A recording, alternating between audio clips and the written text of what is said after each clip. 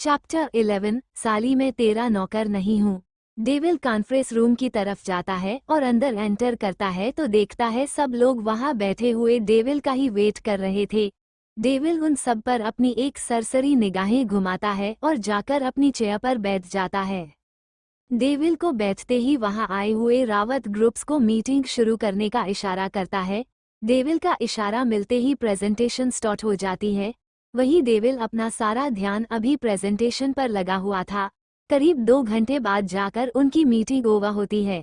उन्हें devil presentation को देखकर हाँ कर देता है।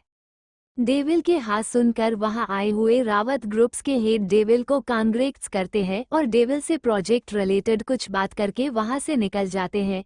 डेविल भी अपने केबिन की तरफ चला जाता है। अपने केबिन में जाकर अपनी टाइट ढीली करते हुए जाकर चेयर पर बैठ जाता है। पीछे सिर टिकाकर पानी आंखें बंद कर लेता है। तभी डोर नॉक होता है। डेविल सही से बैठकर अंदर आने का बोलता है। तभी जय अंदर आकर बोलता है, सर आपने जैसा कहा था मैंने बिल्कुल वैसा ही किया है। डेविल जय की बात सुनकर कुछ सोचते हुए अपनी निर्मोही आवाज में बोलता है, फिर भी उस पर नजर बनाए रखना क्योंकि लातों के भूत बातों से नहीं मानते। डेविल की बात सुनकर जय मुस्कुरा देता है। ओके सर, इतना कहकर बाहर निकल जाता है। जय के बाहर निकलते ही डेविल टेबल पर पेपरवेट घुमाते हुए बोलता है, अब नहीं बच पाओगी। इतने दिन में फिर भी पापा की वजह से चुप था लेकिन अब नहीं। फिर अपना सर झटकते हुए अपना लैपटॉप लेकर काम करने लग जाता है। काकी ऊपर डेविल के रूम को नॉक करती है लेकिन काफी देर तक रिप्लाई नहीं पाकर काकी टेंशन में आ जाती है कि कहीं माही को नहीं मैं जाकर देखती हूँ। इतना बोलते हुए रूम के डोर को पुश करते हुए अंदर आती है। फिर पूरे कमरे में अपनी निगाहें घुमाती है लेकिन उन्हें माही कहीं नजर नहीं आती। फिर वो माही को ढूंढते हुए बालकनी की तरफ आती है। तब उनकी नज़र झूले पर बैठी माही पर जाती है। फिर वो आगे आकर माही को देखती है जो हर चीज से बेखबर झूले पर आराम से सो रही थी। माही को ऐसे सोता देख काकी मुस्कुरा देती है और मन ही मन, बस आप मेरे बाबा की जिंदगी में हमेशा के लिए आ जाओ। मेरे बच्चे ने बहुत दुख देखे हैं, उसके घाव की मलहम बन जाओ। इतना सोचते हुए माही के माथे पर हाथ फेरते हुए बाहर निकल जाती है। माही काकी के जाते ही तुरंत उठकर अच्छे से बैठ जाती है। माही की नींद काकी के हाथ के स्पर्श से ही टूट गई थी लेकिन वो अपनी आंखें नहीं खोलती है। फिर उठकर कमरे में जाकर फ्रेश अप होकर नीचे चली जाती है। माही नीचे जाकर काकी से बोलती है, काकी आप मुझे कोई काम बता दीजिए, मैं बैठी बैठी बोर हो जाती है। नहीं बेटा आप आराम करो, काम के लिए बाबा ने बहुत सारे काम वाले लगा रखे हैं। काकी माही की तरफ देखते हुए बड़े प्यार से बोलती है। काकी का जवाब सुनकर माही बोलती है, आप भी तो कर रहे हो ना, मुझे वो ही बता दीजिए। काकी अब उसे मना ना करते हुए सब्जी फ्राई करने का बोलती है। काकी की बात सुनकर माही सब्जी फ्राई करने लगती है। माही का सब्जी बनाने का तरीका देख काकी खुश हो जाती है। जैसे जो गुण वो डेविल के घरवाली के ढूंढ रही थी वो माही पास करते हुए जा रही हो। काकी माही को ऐसे मन से काम करते देखकर बोलती है, बेटा आपने किससे काम सीखा है, इतना अच्छे से कर रही हो। ऐसे काम यहाँ हायर किए हुए वेल ट्रेंड कुक करते हैं। काकी की बात सुनकर माही मुस्कुराते हुए बोलती है, वो काकी ये सब मैंने मम्मी से सीखा है। और क्या क्या बनाना आता है आपको बेटा? काकी माही की हेल्प करवाते हुए बोलती है। काकी किचन का सारा काम आता है मुझे, माही अपने काम पर ध्यान लगाए हुए बोलती है। चलो अच्छा है, फिर तो मेरा बच्चा भूखा नहीं रहेगा, काकी बोलती है।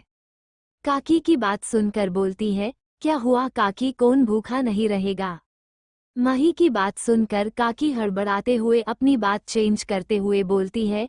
फिर काकी माही को देखते हुए पूछती है, बेटा जब आपके मम्मी पापा है फिर आप यहाँ क्यों? इतना बोलकर बात अधूरी छोड़ देती है। काकी की बात सुनकर माही भावुक हो जाती है, उसकी आंखें आंसुओं से भर जाती है। माही को ऐसे दुखी देखकर काकी बोलती है, बेटा मेरा इरादा आपको रुलाने का नहीं था, मैं तो बस। नहीं काकी ऐसे कोई बात नहीं, वो मेरे मम्मी पापा अब नहीं।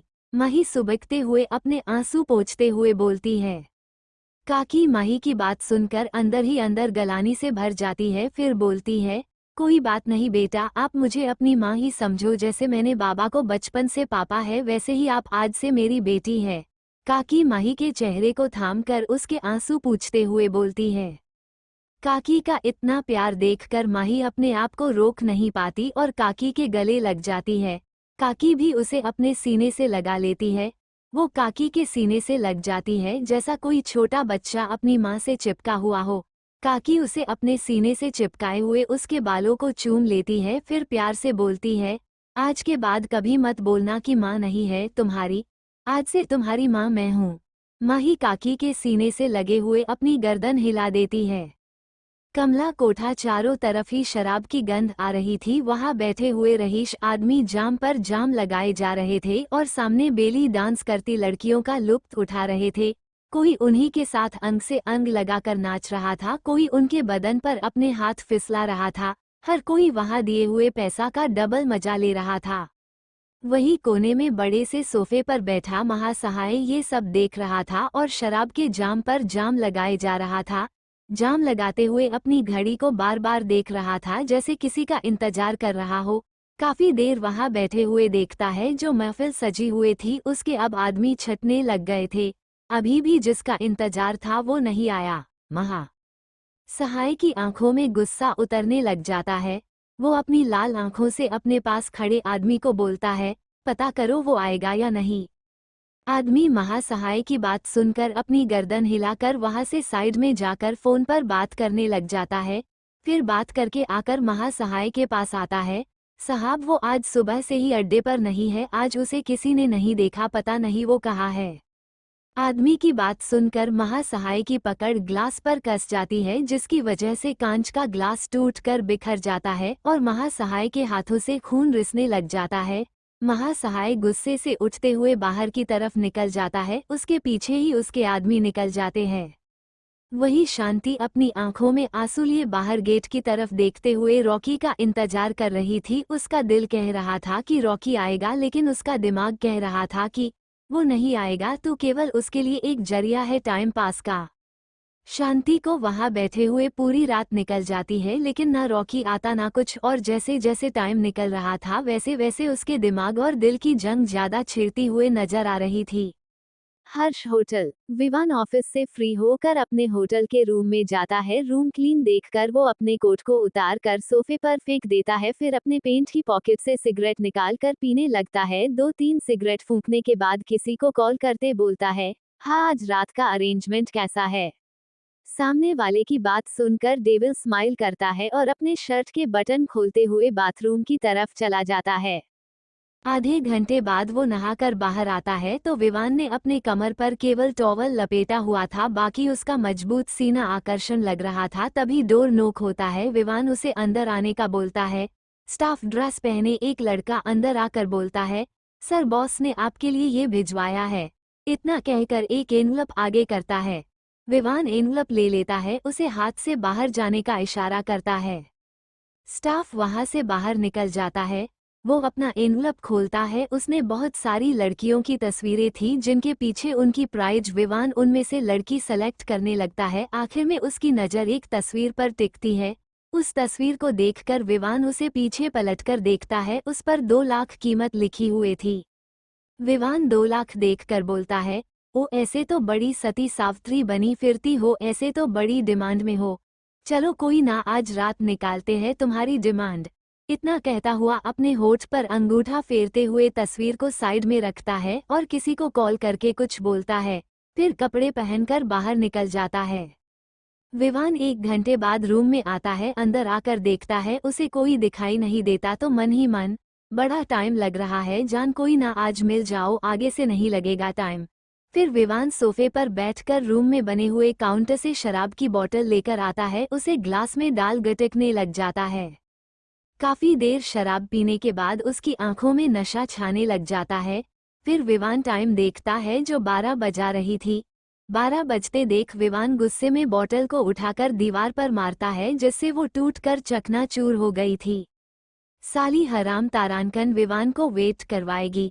तुम्हारी इतनी हिम्मत, बस आज की रात और कल सुबह मेरे नीचे पड़ी मिलोगी, गुस्से में चीखते हुए बोलता है। फिर अपने फोन को ढूंढते हुए इधर उधर देखने लगता है। अपना फोन लेकर किसी को कॉल करके बोलता है, उस लड़की की सारी इन्फॉर्मेशन भेजो मुझे, और दूसरी लड़की भेजो अभी के अभी, अगर 1 मिनट भी लेट हुआ तुम्हें जिंदा नहीं छोड़ूंगा। इतना कहकर कॉल कट कर देता है।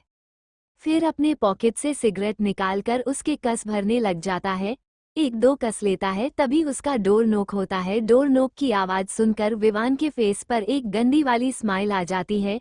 फिर सिगरेट को अपने पाँव ने नीचे कुचलकर रिमोट से डोर ओपन करता है। डोर ओपन होते ही रेड वन पीस पहने एक लड़की बड़ी स्टाइल से अंदर आती है। अंदर आकर विवान की तरफ बढ़ जाती हैं। विवान के पास आकर अपना पस विवान की तरफ करते हुए, बेबी लेट्स स्टार्ट, इतना बोलते हुए अपना होठ काटती है। विवान उसको ऐसा करता देख हाथ से एक झटका देकर पस नीचे गिराकर लड़की की गर्दन पकड़कर दांत पीसते हुए बोलता है, साली मैं तेरा नौकर नहीं हूँ। यहाँ जिस काम के लिए आई है वो कर और निकल। इतना बोलकर उसे एक झटके से छोड़ देता है, जो ना संभालने की वजह से नीचे गिर जाती है। चैप्टर 12, क्या बात है शांति, ग्राहक कैसे ना ले रही है तू। विवान के धक्के देने की वजह से लड़की ना संभालने की वजह से नीचे गिर जाती है। गिरने की वजह से उसके मखमली बदन पर चोट लग जाती है। विवान उसे नीचे गिरा देखकर हवस भरी नजर से उसके बदन को ऊपर से नीचे तक निहारता है। विवान उसे देखकर अपने होठों पर जीभ फेरते हुए बोलता है, चल उठ। यहाँ बैठने के पैसे नहीं मिलेंगे तुझे, जल्दी से मेरी गर्मी शांत कर। लड़की विवान की बात सुनकर अपने पाँव में लगी चोट को सहलाते हुए विवान को देखती है, फिर वापस से नीचे गर्दन करके अपने पाँव पर लगी चोट को सहलाने लगती है। विवान अपने आप को इग्नोर होता देख गुस्से में दांत भींचते हुए लड़की के बालों को पकड़कर खड़ा करते हुए बोलता, साली सुनाई नहीं देता क्या तुझे, क्या बोला है मैंने, चल जल्दी से जा बेड पर। बालों को पकड़कर उठाने की वजह से लड़की दर्द से तिलमिलाते हुए रोने लग जाती है, लेकिन विवान किसी निर्दयी इंसान की तरह उसके बालों को वैसे ही पकड़े हुए बेड की तरफ घसीटता हुआ बेड की तरफ ले जाता है। बेड के पास ले जाकर जोर से धक्का देता हुआ बेड पर पटककर खुद उसके ऊपर भूखे भेड़िए की तरह लपक जाता है।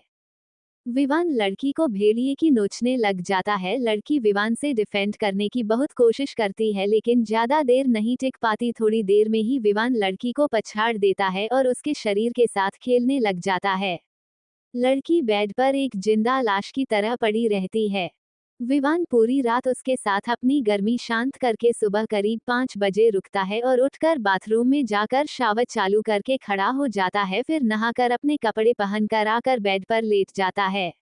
लड़की नग्न अवस्था में बेड पर पड़ी दर्द से कहरा रही थी, लेकिन विवान उसे इग्नोर करते हुए लेट जाता है। लड़की की कहराने की आवाज विवान की नींद हराम हो रही थी। विवान उसको ऐसे कहराते देखकर गुस्से में चिल्लाते हुए बोलता है, साली हराम चैन से सोने तो दे। क्या पड़ी पड़ी चिल्ला रही है, रो तो ऐसे रही है जैसे पहली बार लिया हो तुम, जैसे हर रोज लेती हो। इतना कहकर बेड से उठकर बालकनी की तरफ चला जाता है और सिगरेट निकालकर कस भरने लगता है। 2-3 सिगरेट कस भरने के बाद एक सिगरेट का कस भरता हुआ अंदर आता है और बेड के पास आकर जलती हुए सिगरेट रख देता है। सिगरेट रखते ही लड़की जोर जोर से चीखते हुए दर्द से तड़पते लग जाती है, लेकिन विवान उसे ऐसे तड़पते देख हंसते हुए अपने एक हाथ में उसके दोनों हाथों को पकड़कर ऊपर की तरफ कर देता है।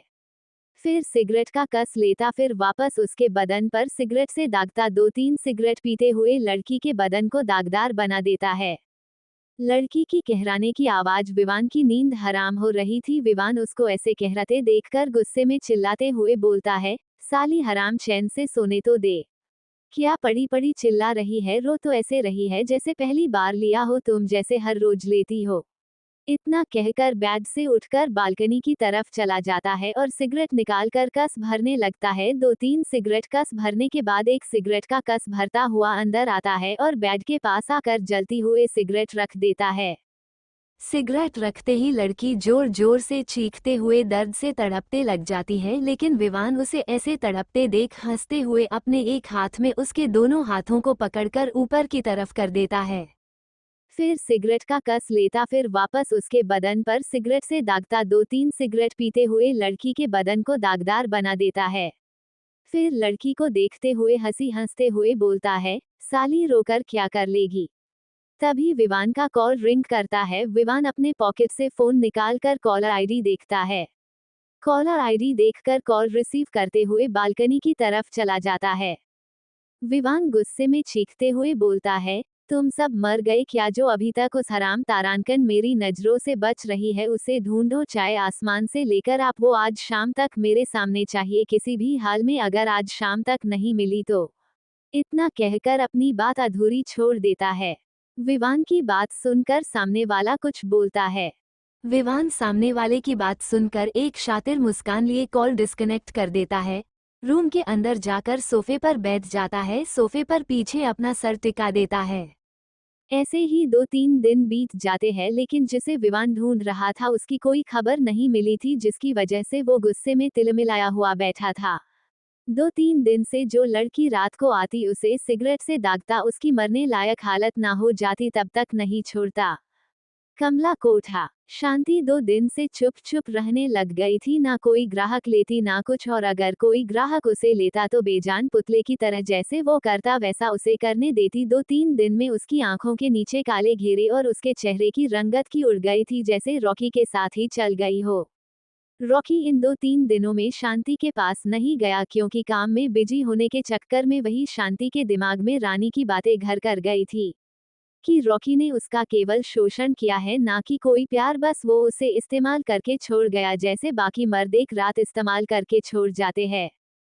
हर दिन की तरह आज भी कोठे पर रोज की तरह ही ग्राहक का आना जाना लगा हुआ था, और आज भी रॉकी नहीं आया था। शांति चुपचाप कमरे की खिड़की पर बैठी नीचे की तरफ झांक रही थी, जैसे कहीं से भी उसे रॉकी दिख जाए। तभी उसके कमरे के किवाड़ खुलने की आवाज आती है, तो देखती है रानी हर दिन की तरह सजी हुए शांति के पास आकर बोलती है, चल बहन नीचे, कमला बुला रहा है, बोल रही है कोनो जरूरी काम है तेरे वास्ते। शांति रानी की बात सुनकर अपनी गर्दन हिला देती है और रानी के साथ ही नीचे की तरफ बढ़ जाती है।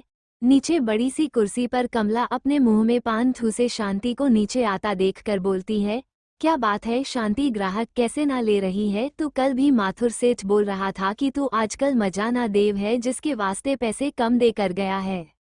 शांति कमला की बात सुनकर बोलती है, कोनो बात ना है अम्मा, वो बस तबीयत सही नहीं है।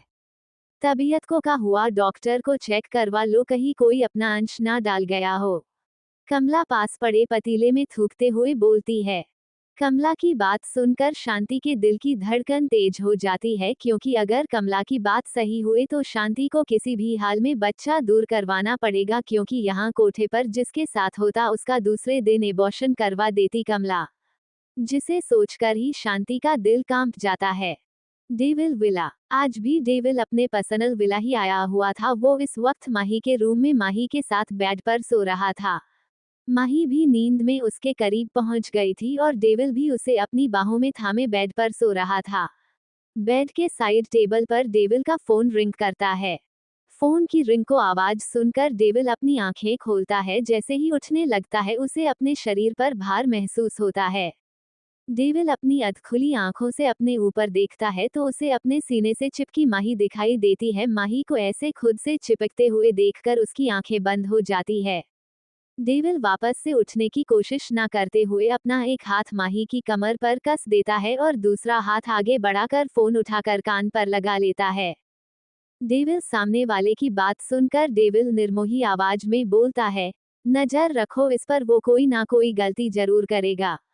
इतना कहकर कॉल डिस्कनेक्ट करके फोन साइड में रखने वाला ही होता है, उसे कुछ याद आता है।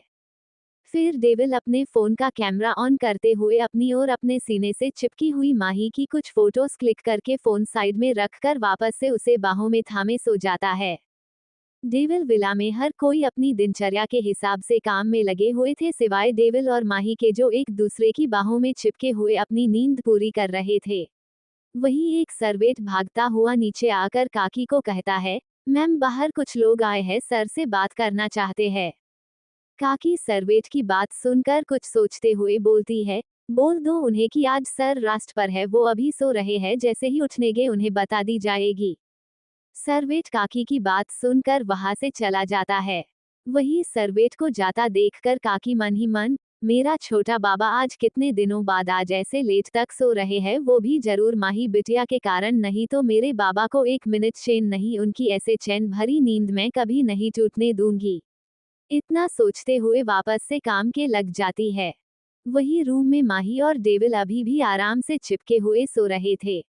तभी माही की नींद पूरी होने की वजह से अपनी आंखें खोलती है तो देखती कि उसकी कमर पर किसी का सख्त हाथ महसूस होता है, जिसे महसूस करके माही तुरंत उठने की कोशिश करती है, लेकिन डेविल की बाहों में कैद होने की वजह से माही वापस से डेविल के सीने पर गिर जाती है। डेविल माही को ऐसे हिलते डुलते महसूस करते हुए निर्मोही आवाज में बोलता है, क्या कर रही हो, सो जाओ चुपचाप, बाद में उठ जाना।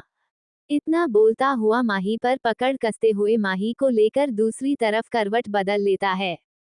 माही डेविल की आवाज सुनकर हक्की बक्की होते हुए डेविल को देखने लगती है, जो सोते हुए बहुत ही हॉट और हैंडसम लग रहा था। कोई भी देखे तो उसका ईमान डोल जाए। माही थोड़ी देर उसे निहारते हुए रहती है, फिर एकदम से अपनी कमर से उसका हाथ हटाते हुए उठकर वॉशरूम चली जाती है।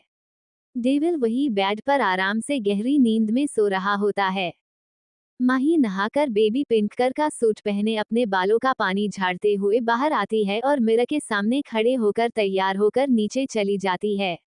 नीचे जाकर काकी के प्रणाम करती है। काकी माही को आशीर्वाद देते हुए बोलती है, खुश रहो बेटा, हमेशा आप तरक्की करो। काकी का आशीर्वाद सुनकर माही मुस्कुरा देती है। फिर माही बोलती है, काकी मैं आपकी हेल्प करवा देती हूँ। नहीं बेटा, सारा काम हो गया, छोटे बाबा उठ जाए फिर नाश्ता करते हैं। काकी माही के चेहरे और गर्दन हर जगह स्कैन करते हुए बोलती है। कहीं निशान ना देखकर काकी मायूस हो जाती है। वही काकी को बात सुनकर माही के गाल कश्मीरी सेब की तरफ लाल हो जाते हैं, जो काकी से छुपे हुए नहीं थे।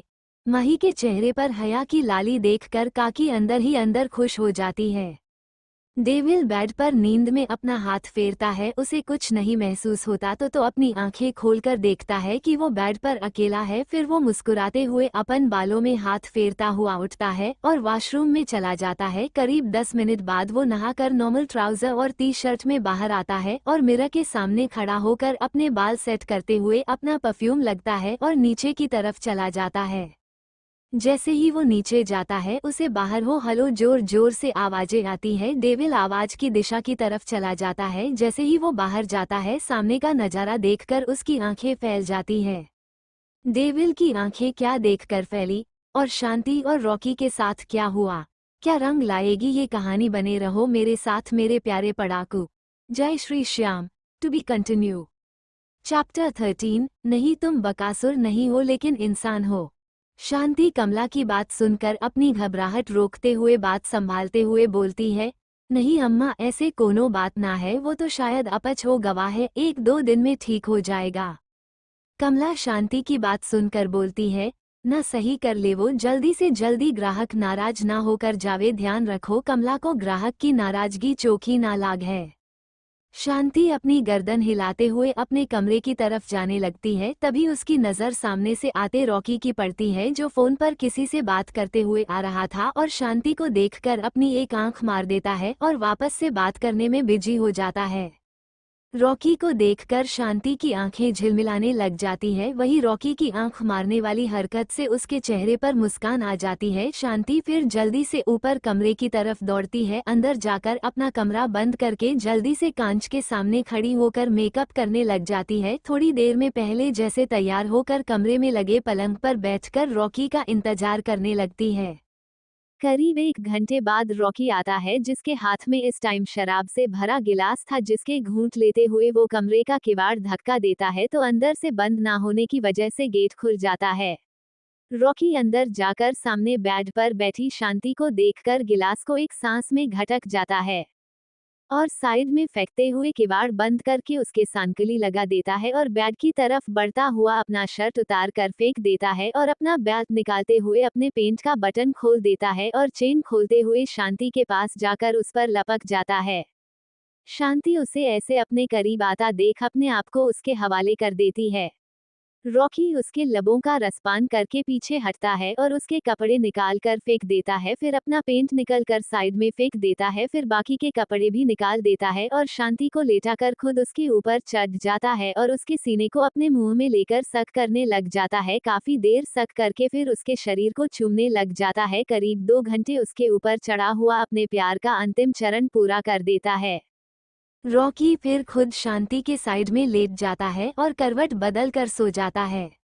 उसे ऐसे सोते देख शांति के दिल में कुछ टूटता हुआ महसूस होता है। फिर शांति खुद रॉकी के करीब खिसक जाती है, उसे पीछे से बाहों में भरकर सोने लगती है। तभी रॉकी उसके हाथ को एक झटके से दूर करते हुए खड़ा होता है और अपने कपड़े पहनकर साइड में नीचे पड़े शांति के कपड़े उठाकर शांति की तरफ फेंकते हुए बोलता है, पहनकर बंद कर ले। फिर अपने पॉकेट से पैसे निकालते हुए शांति की तरफ बढ़ाते हुए बोलता है, ये ले पैसे आज के। इतना बोलकर पैसे बेड पर रखकर बाहर की तरफ चला जाता है। शांति उसे ऐसे जाते देख कभी खुले किवाड़ देखती, कभी पलंग पर रखे पैसे, फिर रोते हुए हिम्मत करके खड़ी होकर अपने कपड़े पहनकर पैसे उठाकर अलमारी में रखती है और किवाड़ भिड़ाकर पलंग पर लेटकर रोने लग जाती है। रोने की वजह से अब उसकी सिसकी बंद जाती है, लेकिन शांति को संभालने वाला कोई नहीं था। सही कहते हैं, हर कोई अपने मतलब से मिलता है और मतलब निकलते ही वहां से निकल जाता है। लेकिन रॉकी एक कश्मकश में फंसा जाता है कि रॉकी जो अभी उसके साथ प्यार कर रहा था वो सच था या वो जो जाते टाइम वो पैसे देकर ये जता गया कि वो केवल एक ग्राहक था। डेविल विला डेविल जैसे ही आवाज की दिशा में जाकर बाहर का नजारा देखता है, उसकी आंखें फैल जाती है, क्योंकि बाहर माही छोटे छोटे कुत्ते के बच्चे के पीछे खिलखिलाते हुए भाग रही थी। कभी वो आगे भागती पप्पी पीछे, कभी पप्पी आगे वो पीछे। वहीं पास में खड़ी काकी जो माही को देखकर मुस्कुरा रही थी। डेविल दीवार की ओट में खड़ा माही को निहारने लग जाता है। काफी देर से खेलने की वजह से माही थक कर नीचे दूब पर बैठकर अपने सीने पर हाथ रखकर गहरी सांस लेने लगती है और दूसरी हाथ में दुपट्टा लेकर अपने चेहरे पर आए पसीने पूछने लगती है। वही पप्पी माही को नीचे बैठते ही उसकी गोद में आकर उछलने लगते हैं। डेविल मंत्रधुंध होकर माही को निहारता रहता है। तभी पीछे से आवाज आती है, बाबा आपके लिए नाश्ता लगा दूं। डेविल काकी की आवाज सुनकर हड़बड़ाते हुए अपनी नजरें इधर उधर करते हुए बोलता है, जी काकी लगा दीजिए। फिर गहरी सांस लेकर बोलता है, आप सब ने कर लिया। काकी डेविल के पूछने के तरीके से उसके इरादे भांपते हुए बोलती है, नहीं बाबा, सबने नहीं किया। मुझे माही बिटिया ने जबरदस्ती नाश्ता करवा दिया, लेकिन को अभी भूखी ही नहीं, उसने कुछ नहीं खाया। काकी की बात सुनकर डेविल की भौहें तन जाती है। वो काकी को अचंभे की तरह देखता है, जैसे जानना चाह रहा हो कि सच में माही ने नहीं खाया, मेरे लिए वेट कर रही है। काकी उसे ऐसा देखता देख अपनी गर्दन हिला देती है और माही को बुलाने के लिए आवाज लगाती उसके पहले डेविल तुरंत बोल पड़ता है, काकी आप नाश्ता लगवाइए, मैं बुलाता हूँ। इतना कहकर तुरंत वहां से गायब हो जाता है। डेविल को ऐसे जाते देख काकी मुस्कुरा उठती है और किचन की तरफ चली जाती है।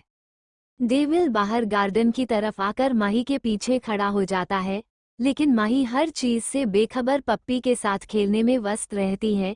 डेविल उसे ऐसा करता देख अपने गले से झूठा खांसने की आवाज करता है, आह।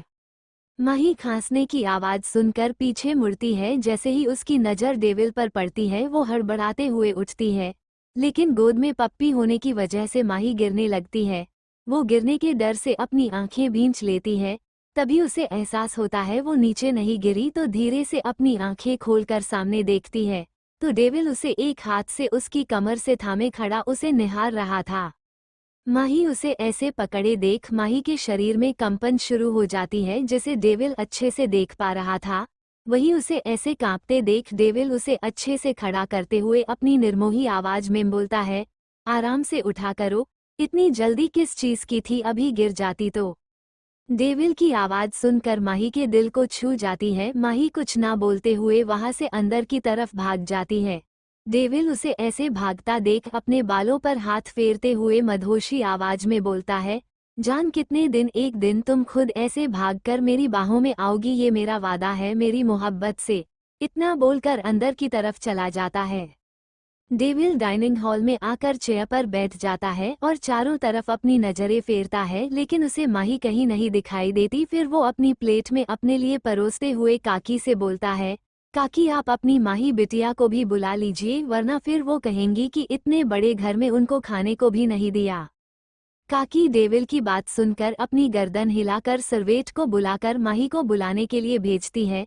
सर्वेंट के बुलाने पर माही अपने रूम से आ जाती है। वो नीचे आकर काकी के साइड में खड़ी हो जाती है। डेविल उसे इसे खड़ा देखकर अपनी प्लेट में चम्मच घुमाते हुए निर्मोही आवाज में बोलता है, काकी आप अपनी बिटिया को बोल दे कि आकर नाश्ता कर ले। माही डेविल की बात सुनकर डेविल को अपनी नजरें ऊपर करके देखती है। जैसे ही उसकी नज़र डेविल की नज़रों से टकराती है तुरंत उन्हें नीचे कर लेती है। उसका फेस वापस से कश्मीरी सेब की तरफ लाल हो जाता है। माही का फेस देखकर डेविल लुक में माही को देखता रहता है। दोनों के हाव भाव देखते हुए काकी बोलती है, बेटा नाश्ता कर लो। काकी की बात सुनकर माही डेविल से 2 चेयर छोड़कर आगे बैठती है और अपना नाश्ता करने लग जाती है। काकी दोनों को साथ देखकर उन्हें वहां अकेला छोड़कर बाहर चली जाती है। वहीं डेविल की नजरें बराबर माही पर बनी हुई थी कि वो क्या और कैसे खा रही है। माही थोड़ा सा खाकर उठ जाती है और उठकर अपने रूम की तरफ चली जाती है। डेविल उसे इतना सा नाश्ता करता देख त्योरियां चढ़ जाती है, लेकिन वो चुपचाप अपना ब्रेकफास्ट कंप्लीट करके उठता है।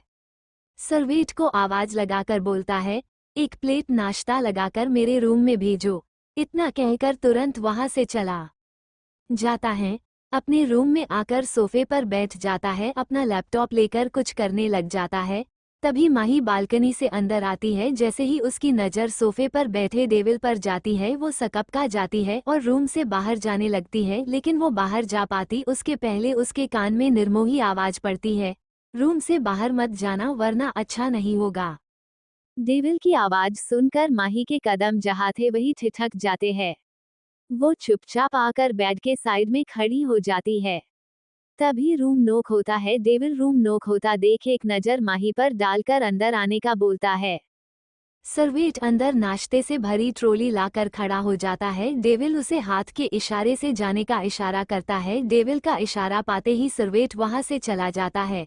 डेविल एक नज़र वापस से माही पर डालते हुए बोलता है, चलो आओ मेरे पास नाश्ता करो। माही अपनी अंगुली मरोते हुए बोलती है, वो मैंने नाश्ता कर लिया। डेविल उसकी बात सुनकर अपनी मदहोशी को कंट्रोल करते हुए बोलता है, हाँ देखा मैंने कितना नाश्ता किया है, चुपचाप यहाँ आकर ये सब कंप्लीट करो।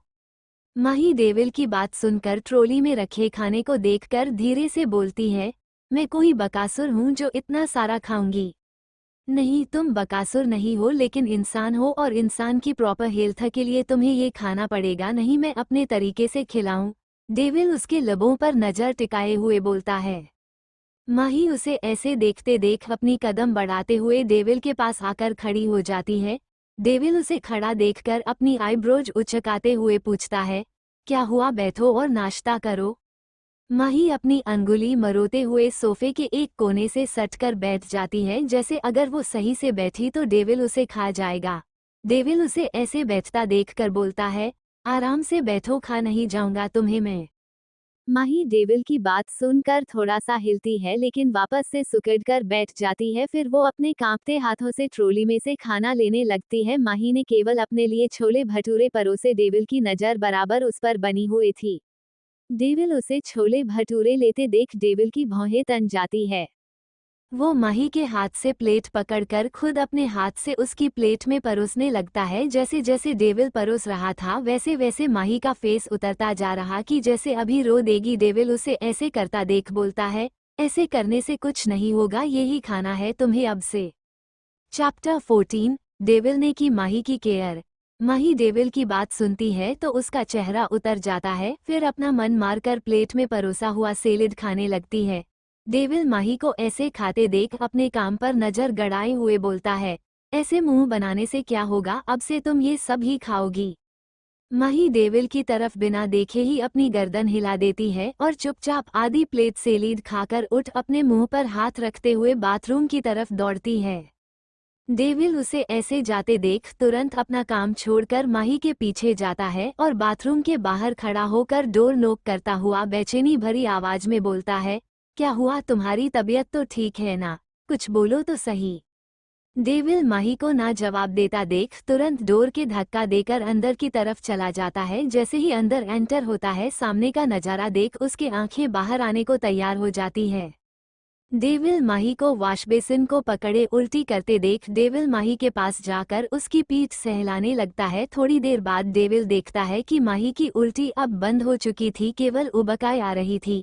डेविल उसे वहां खड़ा रहने का बोल बाहर निकल जाता है।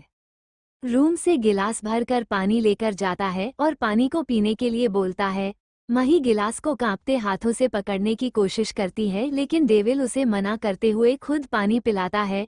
फिर माही को पकड़कर उसे बाहर लाने लगता है, लेकिन माही अपनी जगह से हिलती ही नहीं। माही को ना हिलता देख डेविल उसे अपनी आईब्राउज उचकाते हुए पूछता है कि क्या हुआ। माही उसे ऐसे देखता देख अपनी गर्दन नीचे झुका लेती है। डेविल फिर कुछ सोचकर उसे अपनी गोद में उठाने के लिए माही की तरफ हल्का झुकता उसके पहले माही पीछे सरक जाती है। डेविल उसे ऐसे पीछे सरकते देख बोलता है, जब तबीयत ठीक नहीं है तो चलो मेरे साथ। डेविल की बात सुनकर माही अपनी झुकी हुई गर्दन हिला देती है, लेकिन वहां से हिलती नहीं है। डेविल उसे ऐसे करता देख अपने मुंह पर हाथ फेरते हुए पलट जाता है और बाहर तरफ जाने लगता है। माही उसके कदमों की आवाज सुनकर अपनी गर्दन ऊपर करके देखती है। डेविल को जाता देख माही थोड़ी रिलैक्स होती है, लेकिन तभी डेविल एकदम से पलटकर माही को एक झटके के साथ गोद में उठा लेता है। ये सब इतनी जल्दी होता है, माही को संभालने का भी मौका नहीं मिलता। डेविल माही पर एक भरी नजर डालकर बाथरूम से बाहर निकल जाता है। वहीं डेविल की गोद में आकर माही की हालत रोने जैसे हो गई थी। फिर डेविल बेड पर लाकर माही को बैठा देता है। डेविल माही को बेड पर बैठाकर जैसे ही पीछे हटता है, वैसे ही उसकी नज़र अपने हाथों पर जाती है, जो उनमें से एक हाथ पर लाल रंग का ब्लड लगा हुआ था। हाथ पर ब्लड देखकर डेविल की नज़रें अनायास ही माही की तरफ उठ जाती है। माही बेड पर बैठी हुई अपनी अंगुलियों को मरोड़ रही थी। ये सब देखकर डेविल को सिचुएशन काफी हद तक समझ आ गई थी। फिर डेविल अपने हाथ की मुट्ठी कस लेता है और आंखें बंद करते हुए बोलता है, जाओ चेंज कर लो, कुछ चाहिए तो बता देना। माही डेविल की बात सुनकर बेड से उठने लगती है, तभी उसकी दर्द भरी आह निकल जाती हैं।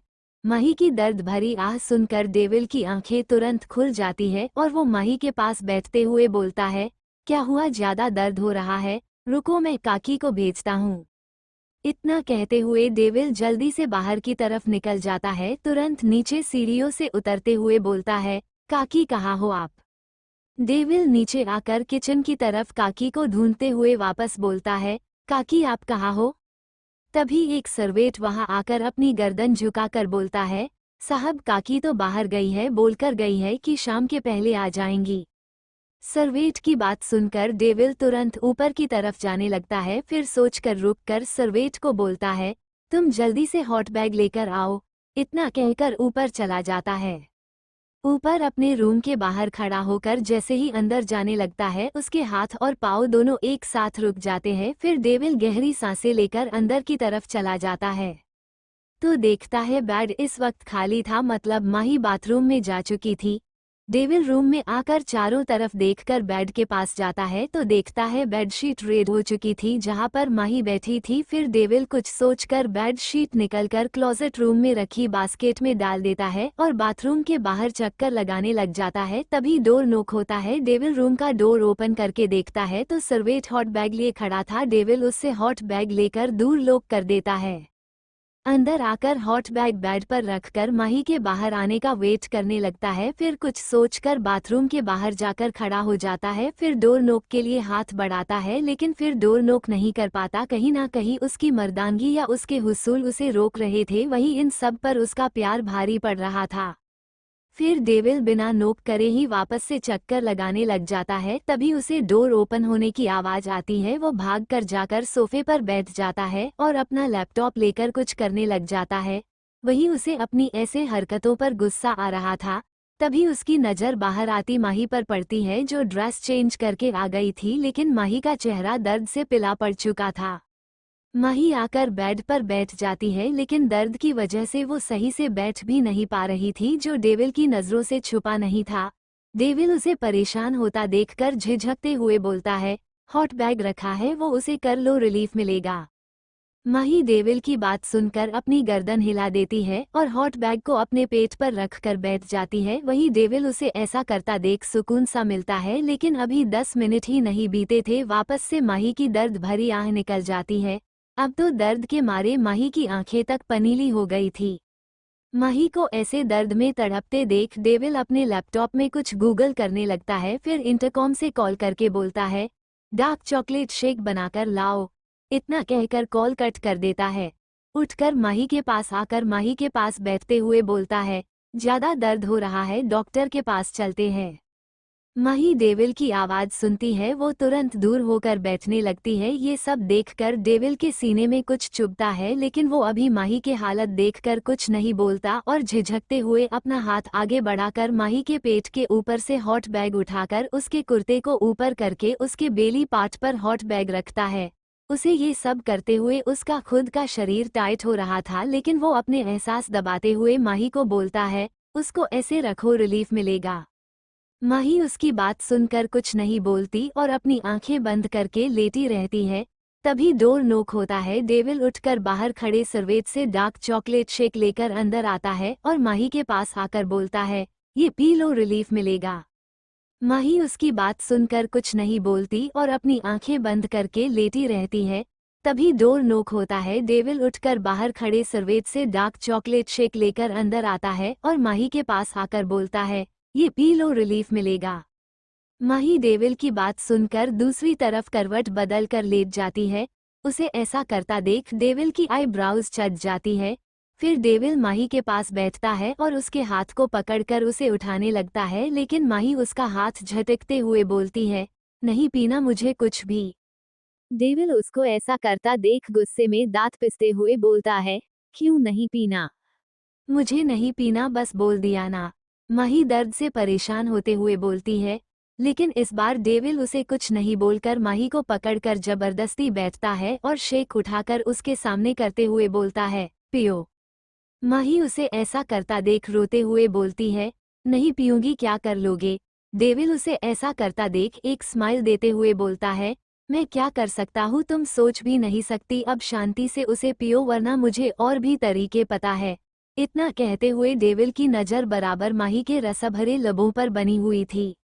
माही उसे ऐसा दिखता देख अपना मुंह बनाते हुए शेक लेकर पीने लगती है। डेविल उसे शेक पीते देख स्माइल कर देता है। माही थोड़ा सा पीकर बाकी का शेक डेविल की तरफ करते हुए बोलती है, पी लिया, अब जाओ यहाँ से। माही ने ये बोला बहुत धीरे था, लेकिन डेविल के कानों में पड़ ही गया था। डेविल अपनी आंखें छोटी करते हुए बोलता है, सब सुनाई दे रहा है और चुपचाप इसे पियो, मेरे पास फालतू टाइम नहीं है बर्बाद करने के लिए। तो कौन कह रहा है टाइम बर्बाद करने के लिए? जाए अपना काम करिए, मुझे कुछ कोई शौक नहीं है आपसे काम करवाने का। माही भी डरते हुए बोलती है, मुझे भी नहीं है शौक, ये सब काकी की वजह से कर रहा हूँ, काकी यहाँ नहीं है इसलिए चुपचाप पियो, मुझे मेरे काम करने दो। डेविल शेक आगे बढ़ाते हुए बोलता है, मैंने कह दिया ना नहीं पीना, आप मुझे अकेले छोड़ दो।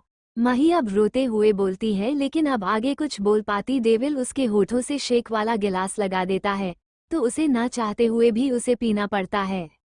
माही डेविल को घूरते हुए शेक पीने लगती है, क्योंकि वो जान चुकी थी कि अब ये बकासुर उसे छोड़ेगा नहीं, इसलिए अपना मन मारकर चुपचाप पी लेती है। उसको शेक पिलाकर डेविल बेड से उठते हुए बोलता है, अब आराम करो, इधर उधर मत होना वरना। डेविल की बात काटते हुए माही बोलती है, आपके क्या है, मैं कुछ भी करूं?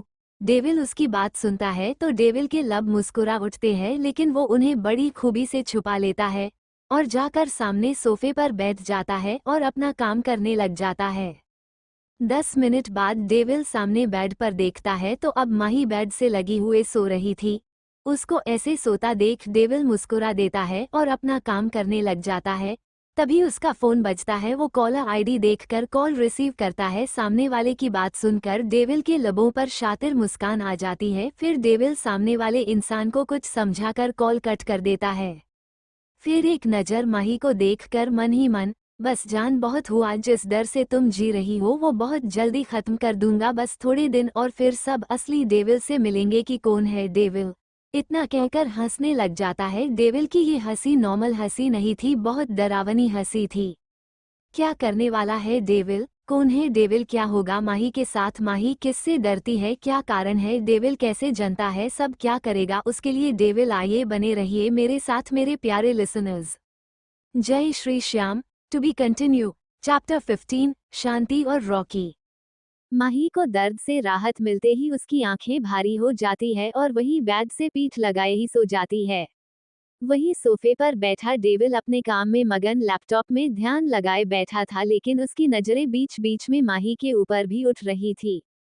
जब डेविल को लगता है कि माही अब गहरी नींद में सो गई, फिर लैपटॉप साइड में रखते हुए सोफे से उठकर बेड की तरफ बढ़ जाता है। माही के करीब बैठकर उसे अच्छे लेटा देता है, फिर अपने सीने पर हाथ फेरते मदहोशी में बोलता है, जान सच कहूँ तो कभी नहीं सोचा था एक डेविल ऐसे किसी के पीछे पागल होगा। झुककर माही के माथे पर अपने गर्म और सख्त लबों का स्पर्श महसूस करवाकर उठते हुए बोलता है, उफ जान, तुम्हारी ये अदाएं मुझे दिन पर दिन अपना आदी बनाए जा रही है, लेकिन जान मैं तुम्हें खतरे में नहीं डालना चाहता, क्योंकि यहाँ मेरे खुद के घर वाले ही मेरे दुश्मन बने बैठे हैं। इतना कहते कहते डेविल के फेस पर एक असीम दर्द छा जाता है, फिर एक नज़र माही को देखकर बाहर की तरफ चला जाता है।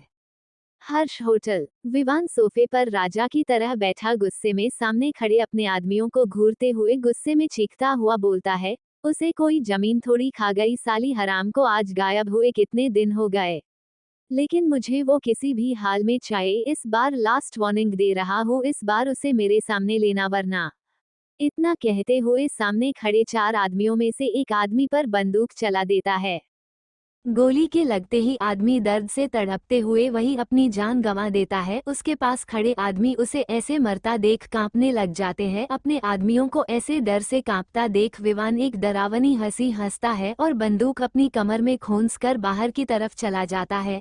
उसके निकलते ही तीनों आदमी एक दूसरे को देखकर चैन की सांस लेते हैं।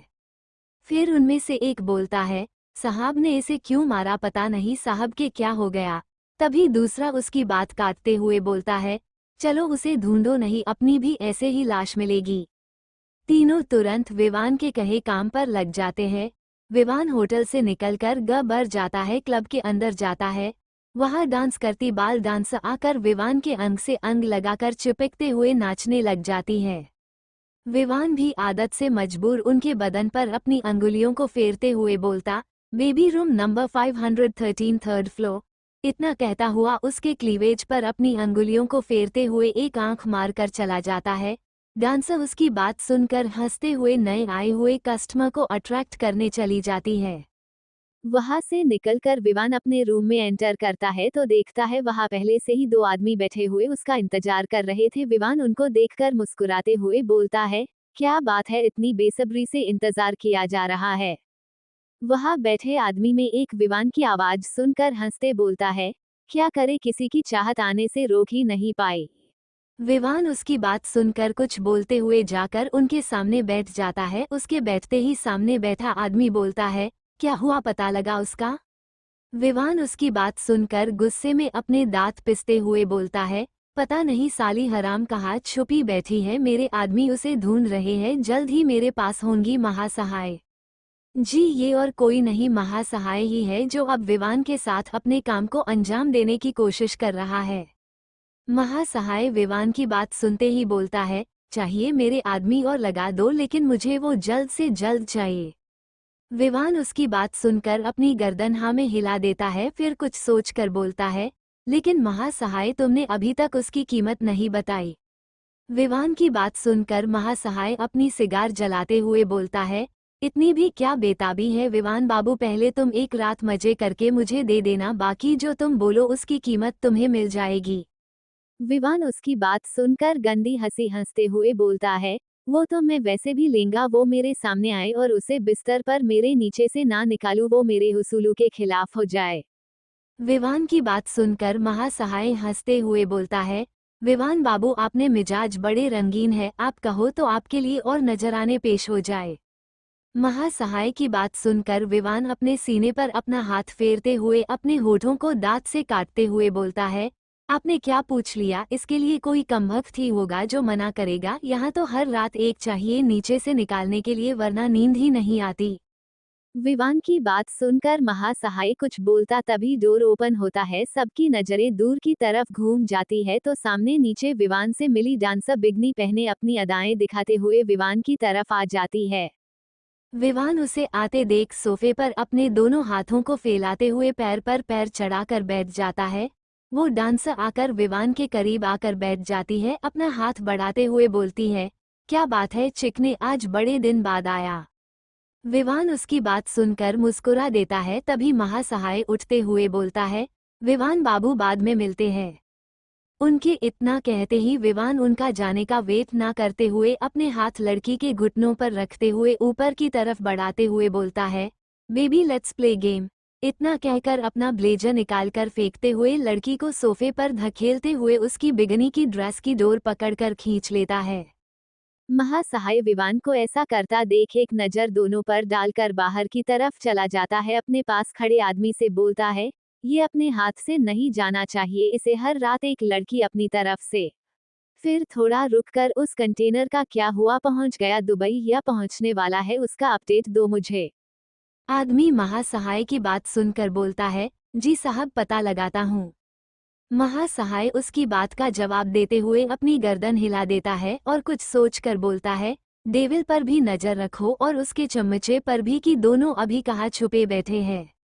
आदमी महासहाय की बात पर उसे कुछ बताने लगता है। वो बात सुनकर महासहाय एक जंग जीतने वाली हंसी हंसता है। फिर दोनों वहां से बाहर चले जाते हैं। वहीं अंदर लड़की पर हावी होता विवान बोलता है, बेबी वो आया था तो मुझे क्यों नहीं बताया तुमने। बेबी मैं बताने वाली थी कि वो आगे कुछ बोल पाती, विवान उसे अपने नीचे पूरी तरह से दबोच लेता है जिससे उसकी आवाज अंदर ही दब कर रह जाती है। 2 घंटे एंजॉय करके विवान लड़की के ऊपर से उठकर अपने कपड़े उठाकर पहनते हुए बोलता है, कल मिलता हूँ। इतना कहकर बाहर की तरफ चला जाता है। लड़की उसके जाने के बाद नीचे से अपने कपड़े उठाते हुए बोलती है, क्या बात है, आज तो कल की भी बुकिंग। इतना बोलकर कपड़े साइड में रखते हुए ब्लैंकेट ओढ़ते हुए सो जाती है। रंग हवेली उस दिन के बाद रॉकी कोठे पर आना ही बंद कर दिया था। वही शांति अब पहले से चुप रहने लग गई थी। कोशिश ये करती कि ग्राहक ना ले, लेकिन कमला ताई के कहने पर उसे ग्राहक लेने पड़ते, लेकिन वो दिलचस्पी नहीं दिखाती तो ग्राहक उसे बीच में छोड़कर चले जाते। कुछ ग्राहक उसका पूरा रस निचोड़ कर जाते। आज रात हर दिन की तरह रंग हवेली सजी हुई थी और रईसों का मेला लगा हुआ था और बोली लगा लगाकर अपनी हवस मिटाने के लिए वहां सजे बाजार से कमरों का रुख कर रहे थे।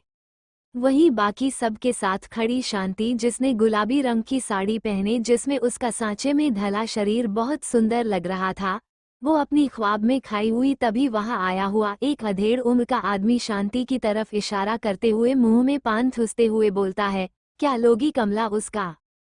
कमला अपने लाल पीले दांत दिखाते हुए दिखावटी हंसी हंसते हुए बोली, अरे सेठ तुम बताओ क्या दोगे, यहाँ की पुरानी कली है, बड़े बड़े सेठों को बढ़िया से खुश करती है।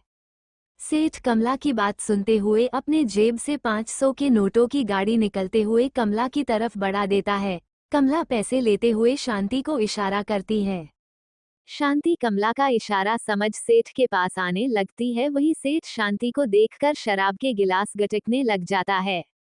शांति सेठ के पास आकर जैसे ही खड़ी होती है, नशे में धूत सेठ खड़ा होकर शांति का हाथ पकड़कर जाने लगता है।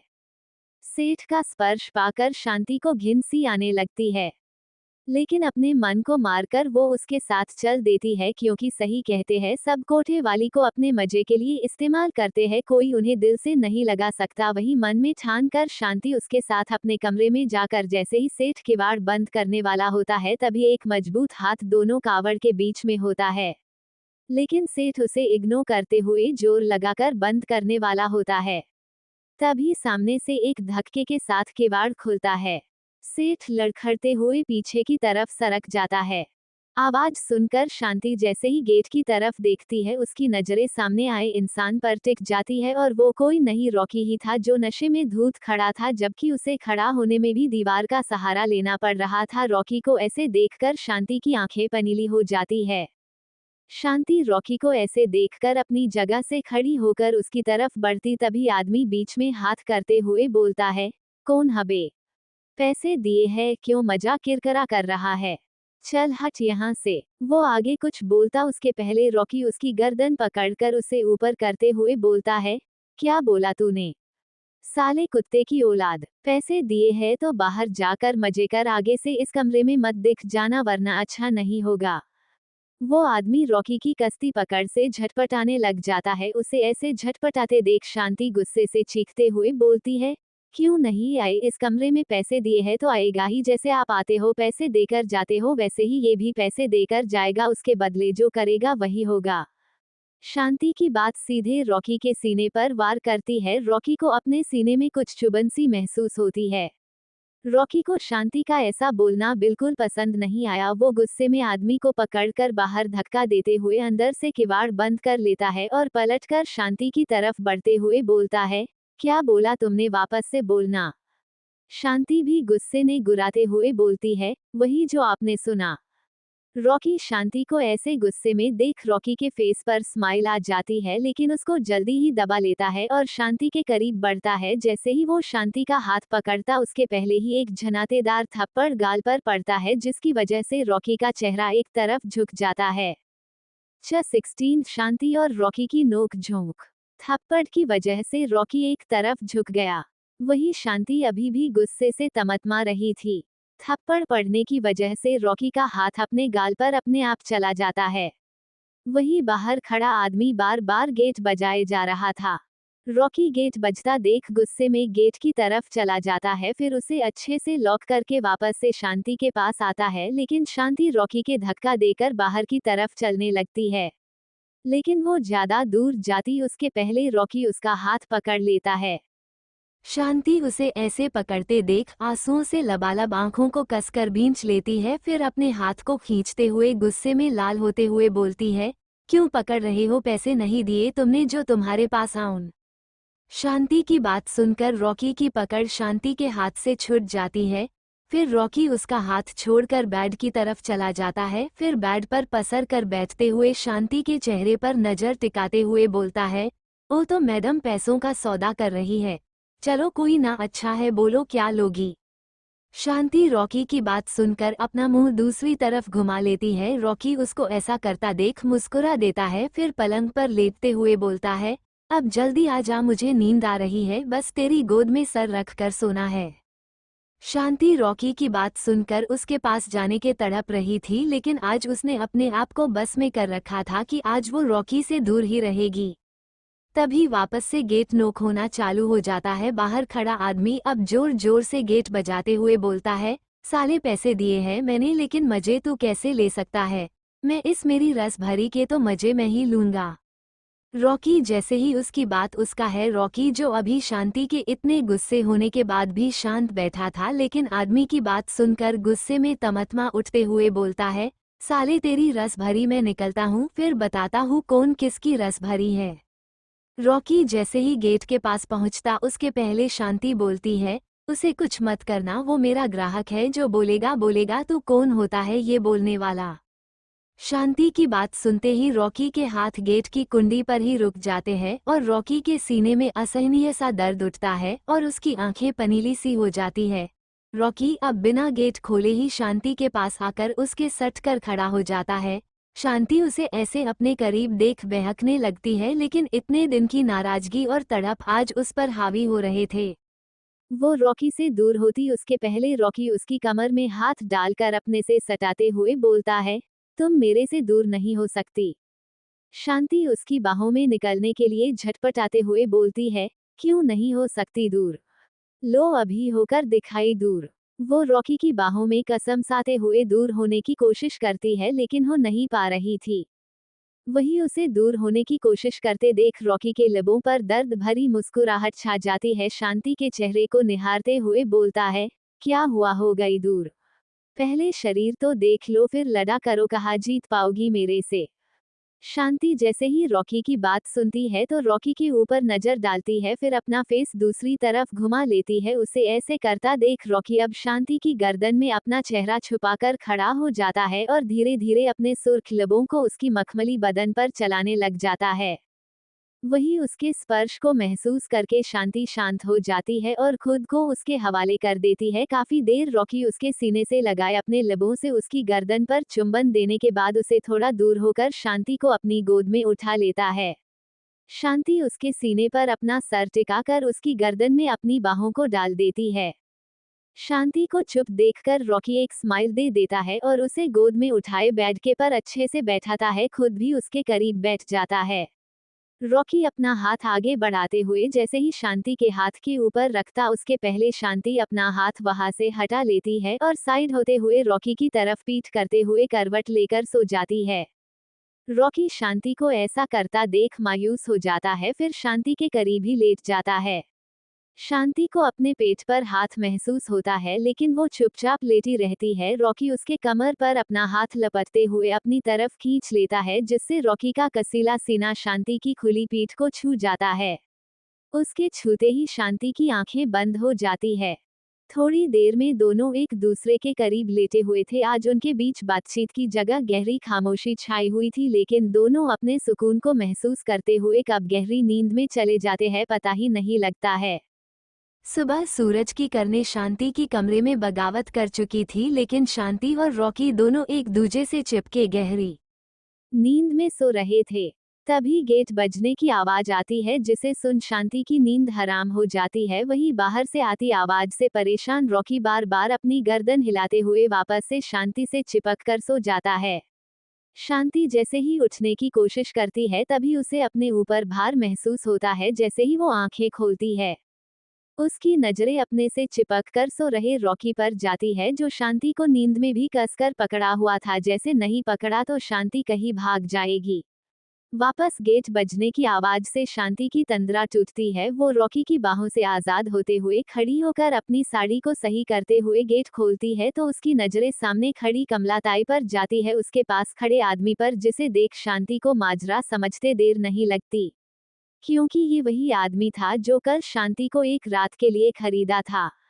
कमलाताई शांति को देखते हुए गुस्से में अपना मुंह में पान चबाते हुए बोलती है कि है कल साहब के साथ सोई क्यों ना, चल कल ना सोई तो अब जाकर सो। कमला की बात सुनकर पास खड़े आदमी के चेहरे पर गंदी हंसी छा जाती है। वही शांति के सीने में आग, वो अपने आप की आग को दबाते हुए बोलती है कि है ताई रात को मेरे पास ही था, लेकिन ज्यादा पिनन की वजह से सेठ न होश ना है कि रात को कहा था। शांति की बात सुनकर आदमी गुस्से में भौंकलाते हुए बोलता है कि है कमला तन कोठों कूनी चलानों के। आदमी की बात सुन कमला कुछ बोलती उसके पहले गुस्से भरी आवाज आती है, तेरे को कल समझाया था ना कि इस कमरे से दूर रहना। आवाज सुनकर आदमी की हंसी की जगह अब डर छाने लगा था, जो शांति से छुपा हुआ नहीं था। तभी शांति को महसूस होता है रॉकी उसके पीछे खड़े हुए शांति की कमर पर हाथ रखते हुए वापस बोलता है, कमला तेरे कोठे पर चैन से सोने भी नहीं देते क्या, रात को वैसे ही लेट सोया था।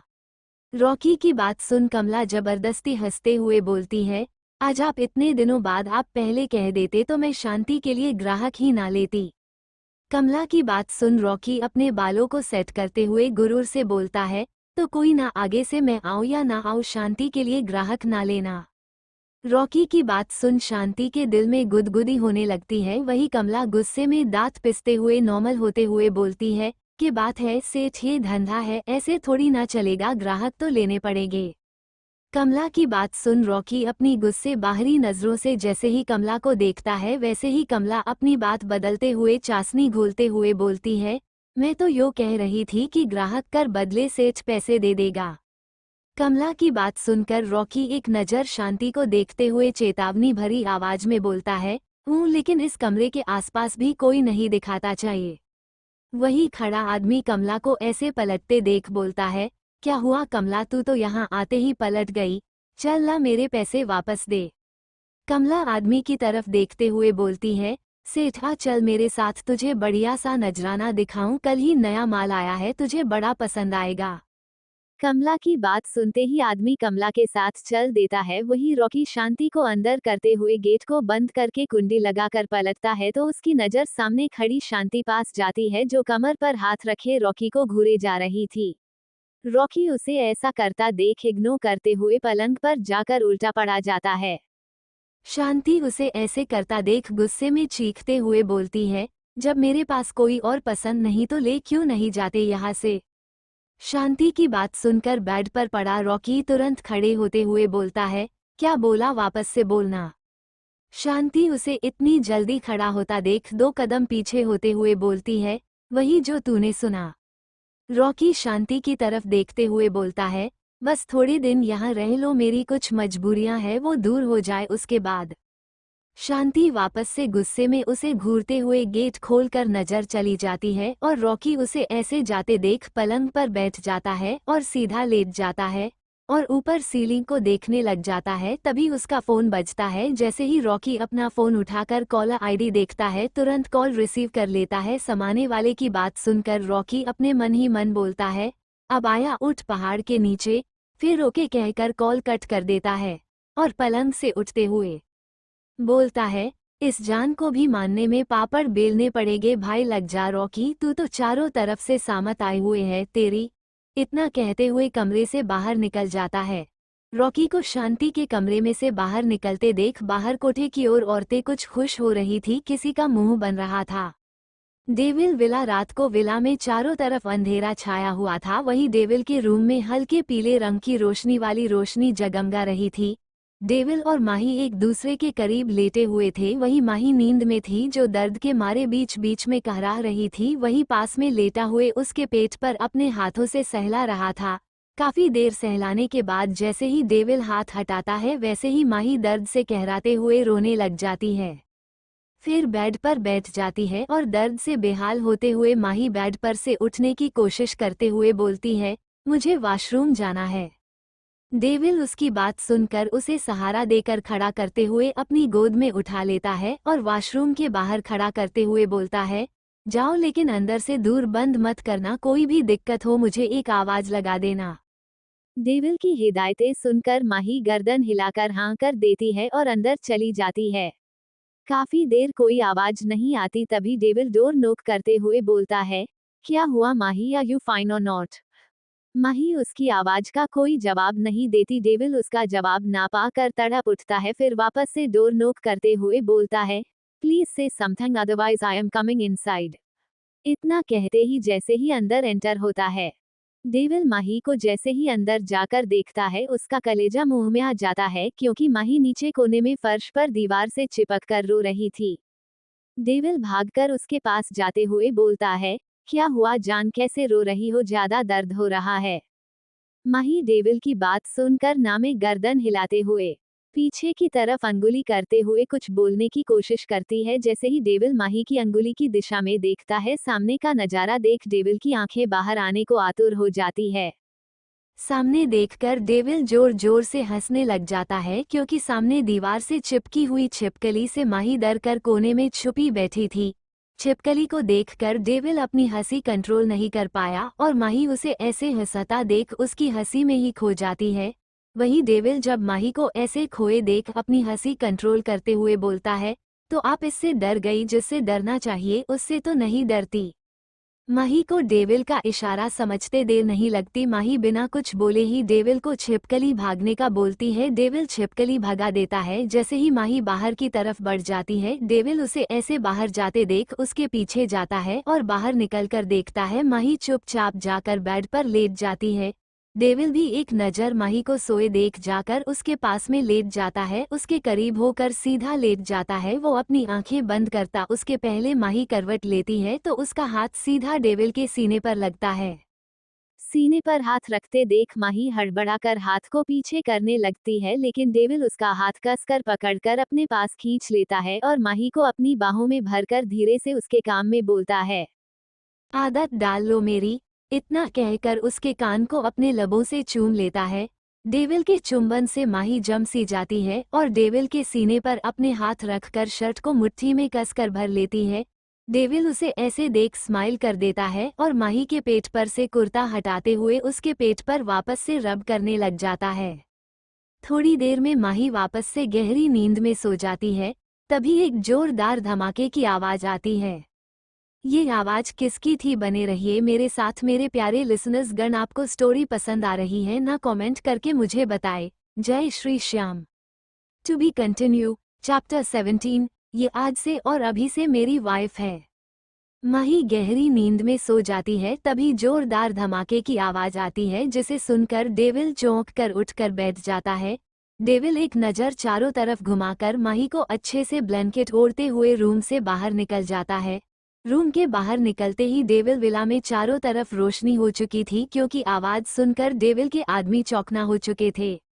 डेविल नीचे पहुंचकर अपने सामने खड़े अपने आदमी से पूछता है, किसकी आवाज थी? डेविल की बात सुनकर आदमी डरते हुए आवाज देता है, साहब मैंने बाहर चपा चप्पा छान मारा, बाहर कोई भी नहीं आया, मुझे लगता है ये विला के अंदर ही कुछ हुआ है। डेविल उसकी बात सुनकर गुस्से में घूरते हुए अपने दांत पिसते हुए बोलता है, तो पता करो मेरा क्या मुंह देख रहे हो, जाओ दफा हो जाओ। डेविल की बात सुनकर आदमी तुरंत रफू चक्कर हो जाता है।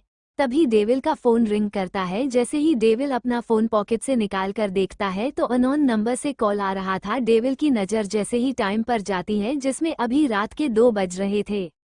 अननोन कॉल देखकर डेविल की आंखें सिकुड़ जाती है।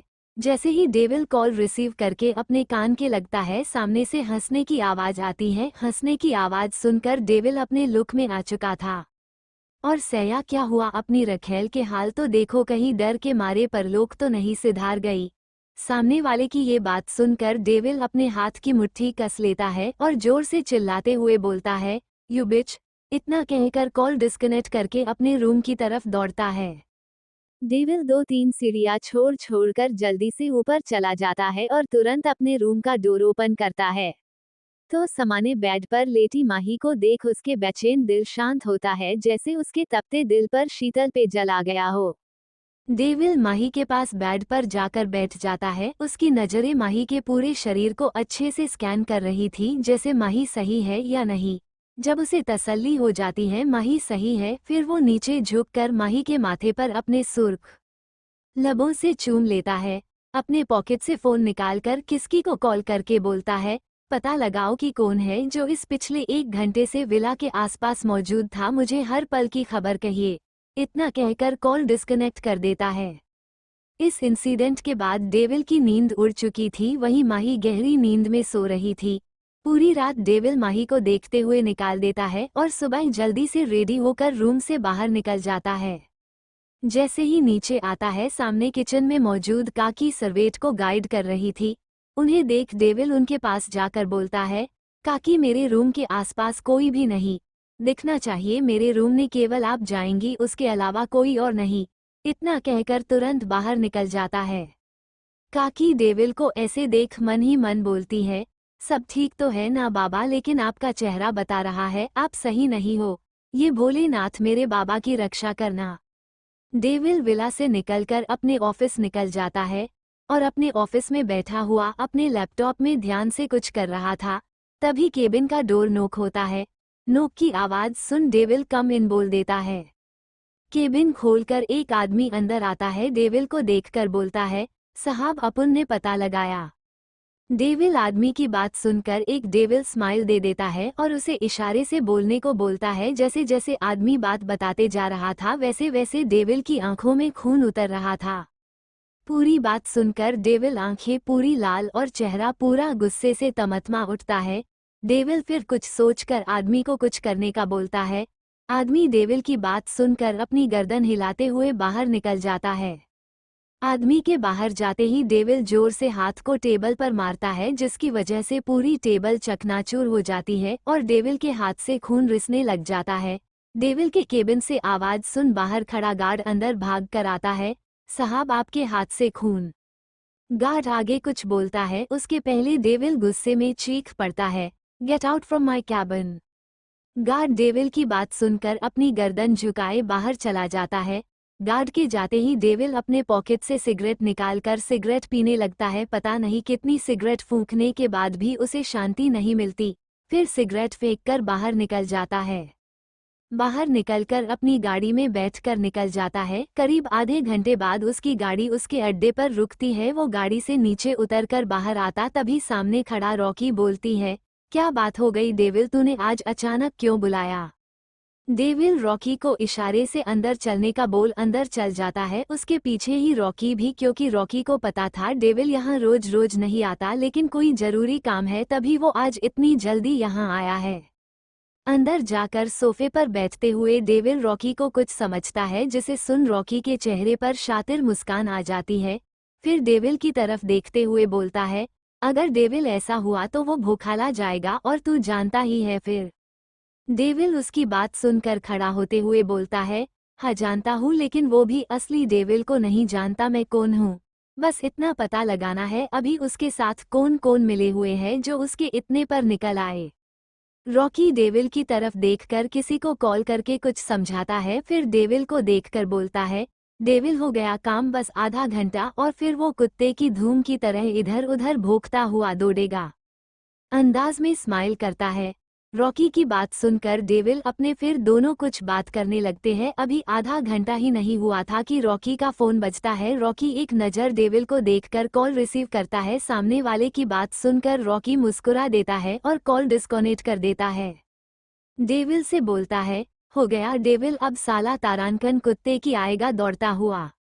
डेविल रॉकी की बात सुनकर बोलता है, हाँ बहुत दिन हो गए खेले हुए, अब उसे भी पता चलना चाहिए उसने अपनी मौत को दावत दी है। डेविल की बात सुनते ही रॉकी सामने लगे हुए एलईडी टीवी को ऑन कर देता है, जिसके अभी हेडलाइट हो रहा है दिल्ली के शहर में चल रहा लड़कियों का धंधा, जिसमें से आज दुबई जा रहा कंटेनर पकड़ा हुआ, उसमें लड़कियां अश्लील हरकतें करती हुए पाई गई। रिपोर्ट से पता चलता है उन्हें ड्रग्स दिया जाता है ताकि वो दुबई जा सके। ये सब कोई और नहीं, फेमस फिल्म मेकर महासहाय उनके साथ मिली हुई है दिल्ली की बिजनेस की वाइफ मिसेज संजना कपूर और उनके बेटे। और बने रहिए मेरे साथ। सामने चल रही न्यूज देखकर डेविल शांति से बैठा था, लेकिन इस वक्त बड़ा गंभीर लग रहा था। वही उसके पास बैठा रॉकी मुस्कुरा रहा था। तभी डेविल का कॉल रिंग करता है। नंबर देखकर डेविल जल्दी से कॉल रिसीव करता है। सामने वाले की बात सुनकर डेविल तुरंत आने का कहकर बाहर निकल जाता है। रॉकी भी उसे ऐसे जाते देख उसके पीछे निकल जाता है और जल्दी से डेविल की कार में बैठ जाता है और दोनों निकल जाते हैं। हर्ष होटल रूम में रंगरलियां मना रहा विवान लड़की के ऊपर नग्न अवस्था में लेटा हुआ लड़की के बदन को चूम रहा था। तभी उसका फोन रिंग करता है।